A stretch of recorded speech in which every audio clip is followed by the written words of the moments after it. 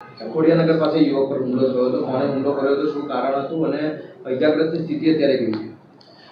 ગઈકાલના દરમિયાન Danilimda police station વિસ્તારમાં એક ખૂનની કોશિશનો બનાવ બનેલો હતો. જે અનુસંધાને આ કામના જે ભોગ બનનાર હતા પ્રવીણભાઈ પરમાર, તેઓ ઉપર આ કામના જે આરોપી છે દિનેશભાઈ રઘુભાઈ સોલંકી દ્વારા છરી વડે હુમલો કરવામાં આવેલો, જેમાં તેઓના જડબા ઉપર અને પેટ ઉપર છરીના ઘા ઝીંકવામાં આવેલા હતા. તાત્કાલિક દાણીલીમડા પોલીસ સ્ટેશનની ટીમ ઘટના સ્થળ પર પહોંચીને આ કામના જે આરોપી હતા તેને ગણતરીના કલાકોમાં રાઉન્ડ અપ કરવામાં આવ્યા અને આ અનુસંધાને દાણીલીમડા પોલીસ સ્ટેશનમાં ખૂનની કોશિશ અને ભારતીય ન્યાય સંહિતાની કલમ 301(3) તથા જીપી એક્ટની કલમ 135(1) મુજબ ગુનો દાખલ કરીને આ કોઈ જે ઘટના બની હતી તેના આરોપીને ગિરફ્તાર કરવામાં આવ્યા છે.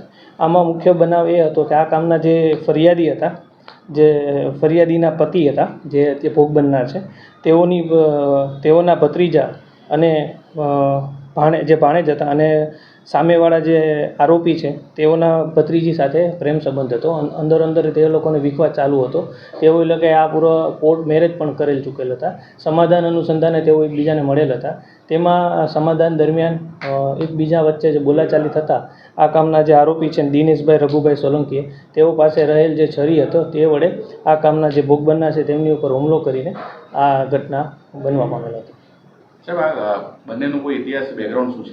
આ કામના જે ભોગ બનનાર છે તેઓ વિરુદ્ધ એક 302 મર્ડરનો ગુનો 2021માં દાખલ થયેલ હતો અને આ કામના જે આરોપી છે તેના વિરુદ્ધ કોઈ ગુનાહિત ઇતિહાસ પોલીસને જાણવા મળેલ નથી.